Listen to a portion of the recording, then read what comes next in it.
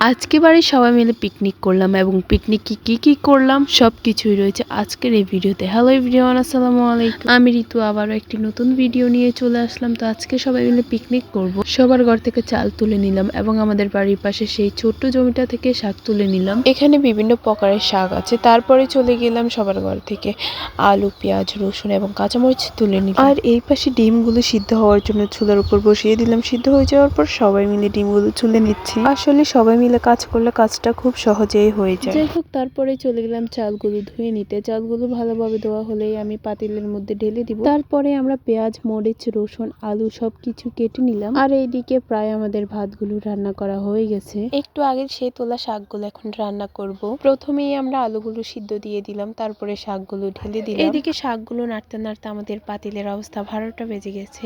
যাই হোক, তারপরেই চলে গেলাম ডিম ভাজতে। আর এখানে একজনের জন্য একটা ডিম নেওয়া হলো। আজকে প্রায় 10 জন মিলে এই পিকনিকটা করতেছি। ডিমগুলো ভাজা হলে এখন আমরা তেলের মধ্যে পেঁয়াজ, মরিচ এবং রসুন দিয়ে দিব। তারপরেই আমরা আমাদের পরিমাণ মতো হলুদ, মরিচ, লবণ দিয়ে দিলাম। তারপর দিয়ে দিলাম পানি দেওয়ার পর ডিমগুলো দিয়ে দিলাম। তো গাইস, এই তো আজকে আমাদের পিকনিক রেডি। আর আজকের খাবারগুলো সত্যি অনেক মজা হয়েছে। আজকের ভিডিওটা ছিল এই পর্যন্ত। সবাই ভালো থাকবেন, সুস্থ থাকবেন। আল্লাহ হাফেজ।